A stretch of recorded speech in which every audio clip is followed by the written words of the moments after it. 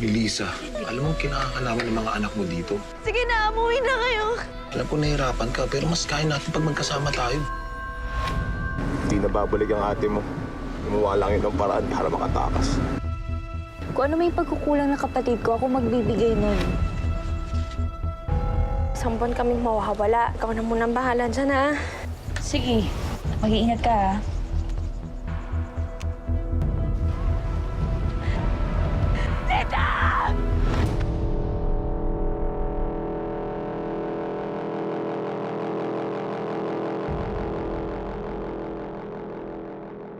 Anak, sige na. Inumin mo ito, ha? Para gumaling ka.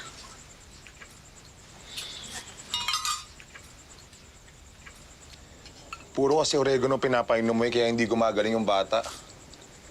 Buti nga may oregano pa eh. Eh, ano gusto mong gawin ko? Dalhin ko sa ospital, ha? Eh, ni gamot nga, hindi natin mabili.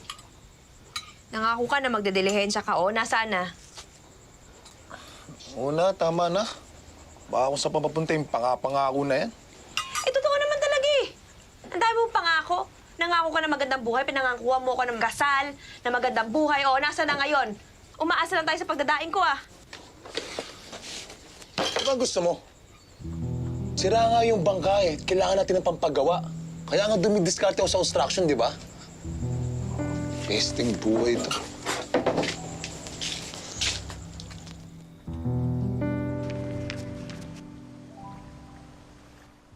Bumalik ka dito, hayop ka! Papatay ko kayo ng babae mo! Pabira naman eh! Oh!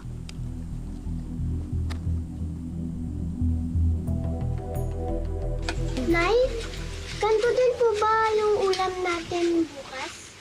Hindi, ngayon lang. Wala kasing benta si nanay eh. Sige na, kainin nyo na kasi masamang Sige, kainin walang mo yan. laman yung tiyan kapag natulog, ha? Nakausap ko nga pala si Mrs. Acoba kanina. Yung daw anak niya naghanap ng kasambahay sa Maynila. Inahalok niya sa akin. May tinagap na akong trabaho. Construction worker doon kila Joanna. Magsisimula ako sa Makalawa.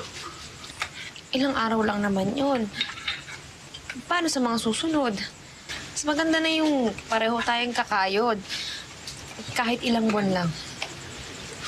Lisa, alam mo kinakakalaman ng mga anak mo dito. Alam ko nahihirapan ka, pero mas kaya natin pag magkasama tayo. Laki na yung mga bata. Lagi pang may sakit. Hindi man pwedeng iasa lang natin sa pagdadaing at saka din sa mga parakit-rakit mo. Pero siya mag-aalaga sa kanila. Hello. May uwi akong pagkain. Wow! Yes. Kanin sa Salamat, ulam. O, yan. Kain na kayo. Salamat, ha. Wala eh.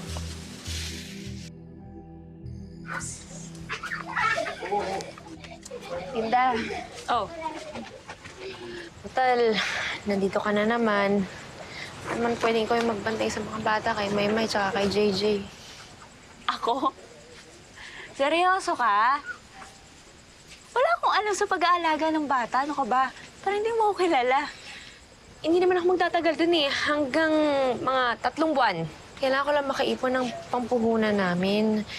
Linda, sige na, ikaw lang naman ang maasahan ko eh.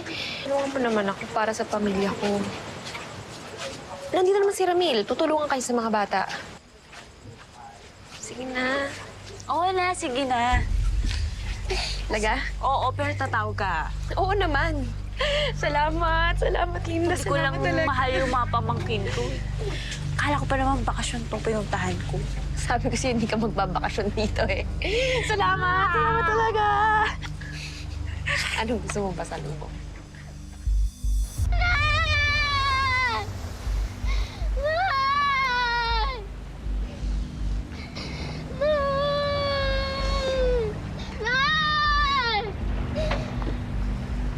Sige na, umuwi na kayo. Mag-iingat ka. Babalik ako, anak ka. Babalik si nanay.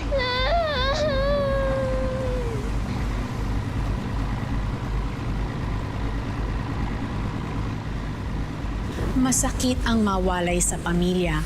Pero minsan, kailangan itong gawin para sa kapakanan ng mga mahal natin sa buhay. Si Melissa, iniwan ang kanyang asawang si Ramil at ang kanilang maliit na anak para maghanap buhay sa ibang lugar. Maganda ang kanyang intensyon, pero magkakaroon ng matinding kabayaran ang pagpili niya sa pera kesa magtiis na lamang kapiling ang pamilya.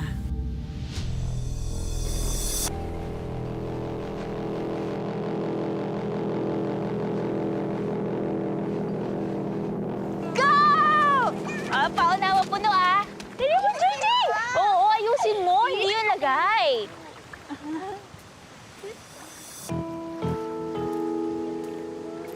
Yes!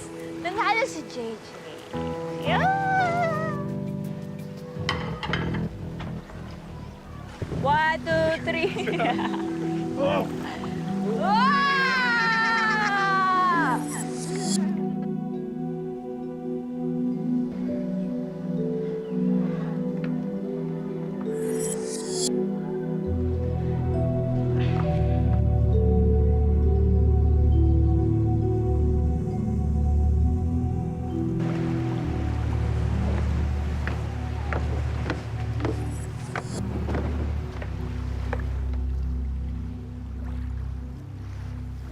Lasing ka na naman.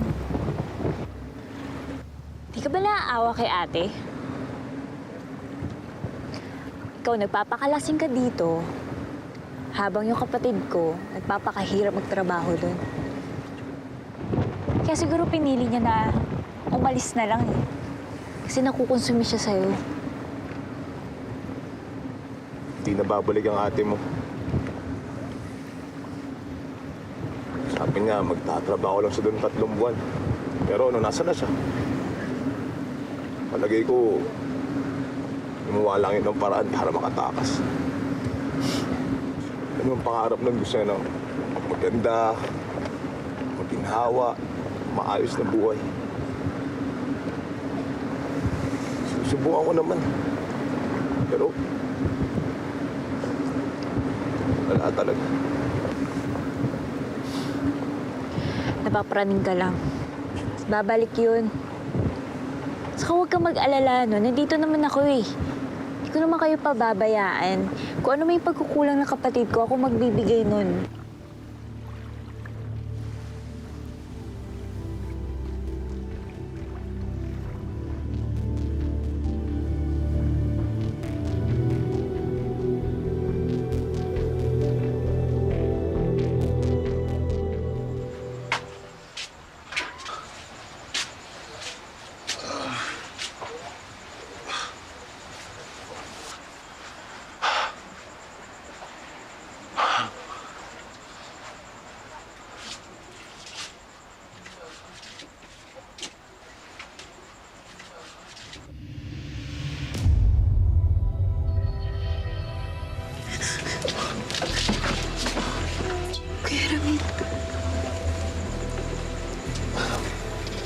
Pasensya ka na. Kala ko si Melissa. Doon lang ako sa kabila.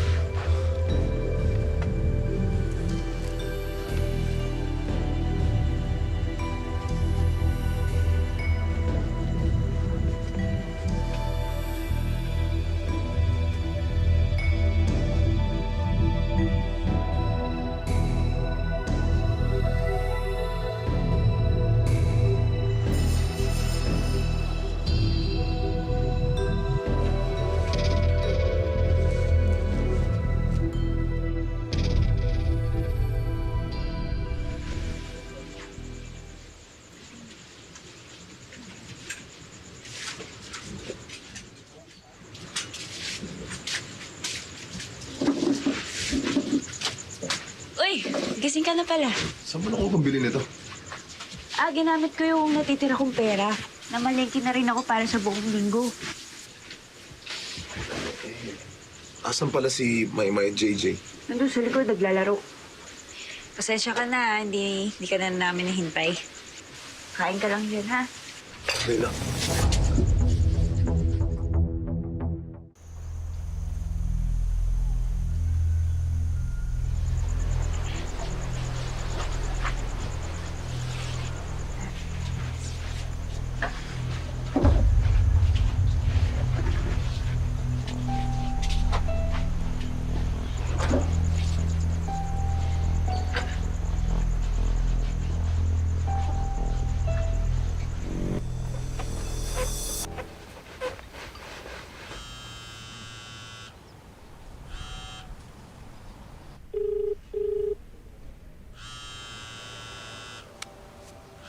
Lisa,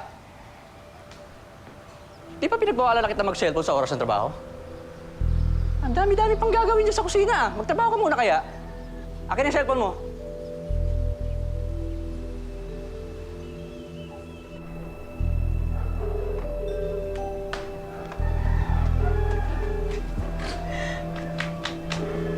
Sagutin mo!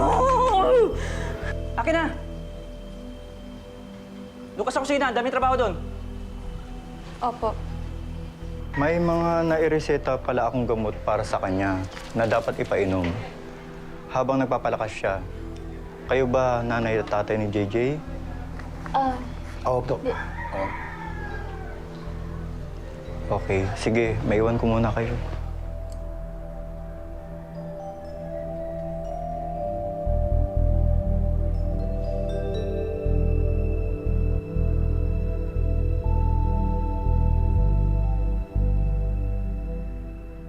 Inako ni Linda ang pagiging ina sa mga anak ng kanyang ate Melissa. Madali lang naman ito para sa kanya dahil mahal niya ang kanyang mga pamangkin. Pero ang pagsisilbi ni Linda sa kanyang kuya Ramil, ano kaya ang magiging limitasyon at hangganan? Hello, Linda. Ano? Sa wakas, ate, tumawag ka rin. Pasensya ka na. Ngayon ako nakasagot kasi yung amo ko, ringo yung cellphone ko kanina eh. Itinakbo ko si JJ sa klinik kasi nag-aapoy siya ng lagnat. Pero okay na siya ngayon. Nandito na siya sa bahay, nagpapahinga. Sigurado ka, okay na siya? O sige, magpapadala ako bukas ng pera, ha? Buti na nandyan ka. Wala yun, ate. Ay, siya ka pala, Linda. Sasama kasi ako nung amo ko sa out of town niya. Isang buwan kaming mawawala. Ikaw na munang bahala dyan, ha? Isang buwan? Sige na, kailangan ko ng babaeng telepono, ha? Sige. Mag-iingat ka, ha?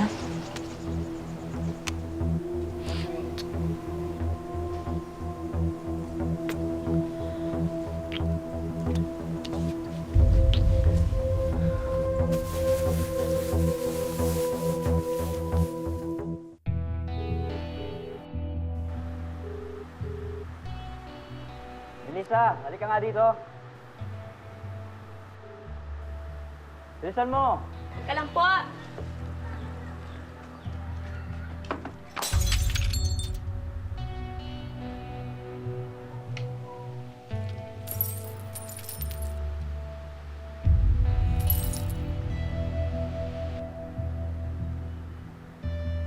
Melissa! Opo! Daing! Daing po! Daing, ate! Uy, mga kuya, daing, oh. Daing! Chichi, ikaw nga. Baka mas swerte tayo pag ikaw. Dali! Chris! Laeng! Anong laing? Ano lang? Wala tayong laing. Daing, tignan mo. Yung daing to, oh. Eh, si Daing, ate Chris, na lang, oh. si ate. Ate, ikaw nga. Dito. Oo. Diba? Ano tayo? Ano ulit? Daing! Ano? Laeng! Laing nga. Laing ka na laing. Kulog kaya kita di. Nakarating din kay Melissa ang mga usap-usapan tungkol sa kanyang asawa at kapatid. Ayaw man niyang paniwalaan ang mga malisyosong balita. Nagdesisyon si Melissa na alamin ang katotohanan mula kay Ramil at Linda mismo. Uy, kumusta ka na, Melissa? Ang tagal mong nawala. Ano ba nangyari sa'yo? Nagtrabaho ako sa Maynila. Akala nga nung iba, patay ka na eh. Eh, paano ba naman? Alam mo ba kung sino palaging kasama ni Ramil sa pagdadaing? Si Linda!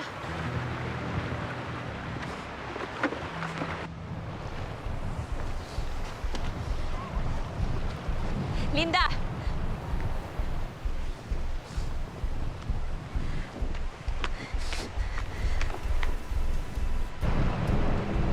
Teka lang! Pag-usapan natin ito, Melissa! Melissa, pag-usapan natin ito, Melissa! Ang sabi ko! Ang sabi ko! Wag! Melissa! Talaga ako! Pabigyan niyo ko sabi! Tama na! Melissa, tama na! Tama na! Tama na! Tama na! Melissa, Mahal kami ni Ramil! tama na! Tama na! Kaya mahal! Tama na! Naniwala ka! Halika dito! Halika dito! Hindi ka! Naniwala ka! Tama na! Naniwala ka na mahal ka niya! Tama na, Melissa! Siyempre sasabihin niya sa'yo yun! Sasabihin niya sa'yo mahal ka niya! Mangako niya Tama na! sa'yo! Ikaw makapalapit mo! Kapatid ko pa talaga! Kapatid ko pa! Kapatid ko pa! Kapatid ko pa! Kapal na mukha mo!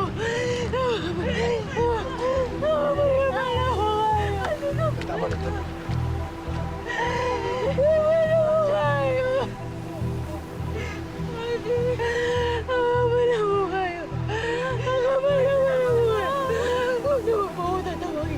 Papatay kita! Melissa! Tama niyo ako! Nakakatiri kayo! Nakakatiri kayo! Anak ko, ito yung pasalubusan ng nanay. Wow! Nay, original po ba to? Aba, oo naman, original yan. Kasi po, may ganito yung kaklase ko. Original daw po yun. Pero, mabilis namang nasira. Ay nako anak, siguro yung sa kaklase mo, Class A yon. Kasi ang Class A, kapag nasira, tinatapon na yon. Hindi katulad ng original. Yon, papaayos mo lang yon, tapos titibay na ulit kasi nga, original. Pero, Nay, mas maganda po yung sa kanya. Pareho kami. Ay, naku anak, ganun talaga ang klase A. Maganda pero mababa ang quality. Siguro, gawain sa China. Naku yan, China na yan, ha? Ang hilig-hilig makialam sa lupa ng Pilipinas, wala naman silang karapatan.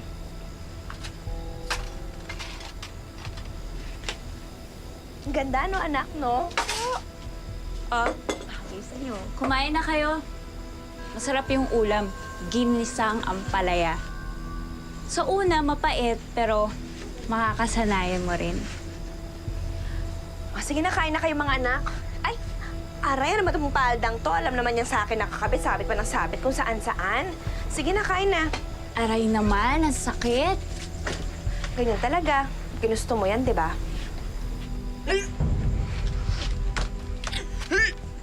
Diyan ka lang.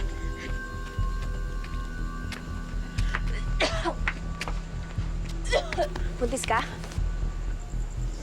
Oo. Ang kapal ng mukha mo. Hindi ka na kontento na landi ng asawa ko, nagpabuntis ka pa? Ha? Lumayas ka. Kung gusto mo ng asawa, maghanap ka. Hindi na nga agaw ka ng asawa ng may asawa. Hindi ako lalayas. Andito yung ama ng dinadala ko. Ate, nagmamahala kami ni Ramil. Kahit tanungin mo pa siya, sabihin mo nga, Ramil. Tumigil na nga kayong dalawa. Ikaw ang tumigil, kundi ipakukulong kita, pati ikaw, Linda. Kahit kapatid kita. Saan ka pupunta, ha? Kukunin ko yung gamit ko. Lalayas na ako dito. Magsama-sama kayo. Oo, lalayas ka, pero wala akong kuning gamit na kahit ano sa pamamahay ko. Layas! Dito ka tumaan! Layas! Alex! He! Tumigil ka!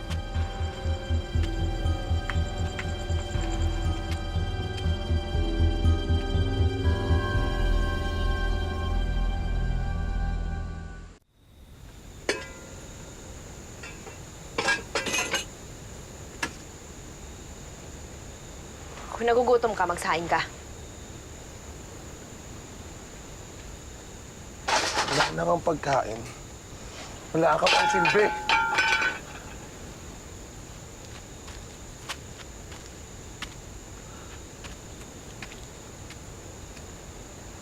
Ano bang gusto mo, Melissa? Umalis na si Linda. Sino ba may kasalanan kung bakit nangyayari to? Sino ba ang nang-iwan at nagpabaya? Eh, di ba ikaw? Kaya hindi mo ko masisisi na mahalin ko si Linda. Dahil siya ang nandyan. Siya ang nagpupuno ng mga pagkukulang mo. Anong pagkukulang? Sobra-sobra na nga yung binigay ko, di ba? isip na ikaw meron ka rin pagkukulang bilang isang ama at asawa. Kung tutusin, ang dami naman diyang lalaki na masigit pa sa'yo, pero ikaw ang pinili ko! Iniwan mo ko. Iniwan mo kami ng mga anak mo. Alam mo ba kung gaano kahirap sa akin na iwan ng isang asawa? Ha? Hinayaan mo ko na mahalin si Linda. Tapos ano, darating ka dito na parang sino?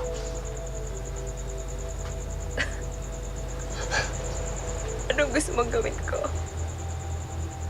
Respetuhin ko yung relasyon ninyo ni Linda. Tawagin ko kay Sando Papa para basbasan yung pagsasama ninyo. Ramil, magsimba ka nga! Mali yung ginagawa ninyo sa mata ng tao at sa mata ng Diyos! Eh di mali na ako mali! Kaso doon ako masaya. Anong silbi nun tama kung lahi ka nagdurusa? Ha? Anong silbi ng asawa mo kung wala naman dyan? Kung hindi ka pinapasaya?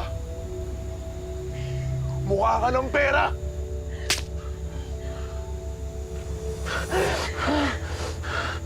Ano? Sige!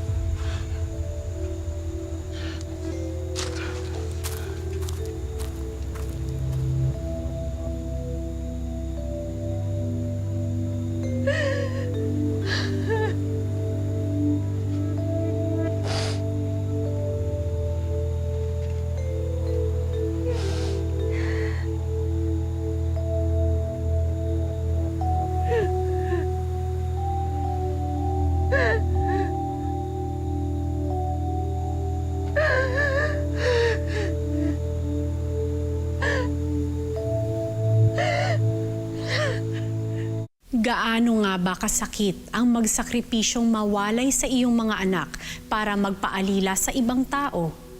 Gaano kaya kasakit ang lokohin at saktan ka ng iyong asawa at kapatid? Sadyang masalimuot ang nangyari kay Melissa, pero sa kabila nito'y nais pa rin niyang maging buo ang kanyang pamilya. Ngunit talagang maaayos pa ba ang nasira na? Daing! Daing, bili kayo ate! Kuya! Daing, oh! Daing! Ate. Ate, patawarin mo naman ako.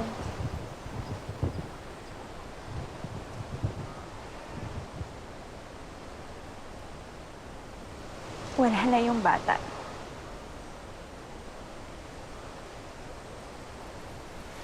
Bakit? Ano nangyari sa'yo? Wala. Hindi naman siya nabuo eh. Mabuti na rin siguro yun kasi baka hindi talaga para sa akin dahil Bunga ng kasalanan.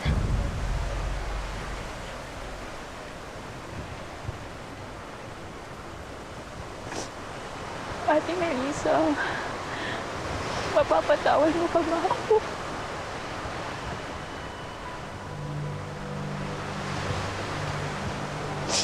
Hindi na lang. Patawarin mo na ako.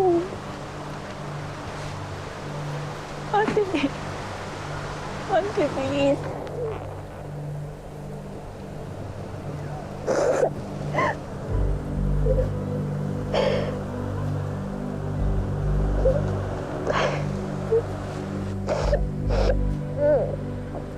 Tama na.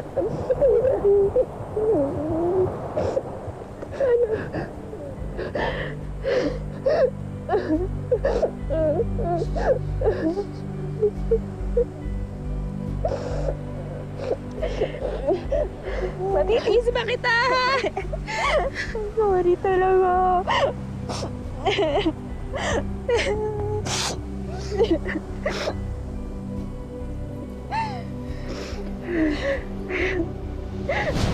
Kapatawaran para sa mabigat na kasalanan. Maaari itong ibigay sa taong mangangakong hinding-hindi na niya uulitin ang kanyang naging pagkakamali. Ako po si Carla Abellana. Kamusta na kayo? Mas maayos na. Si Ramil nagtatrabaho sa construction. Kada 2 linggo na lang siya umuwi. Construction? ate.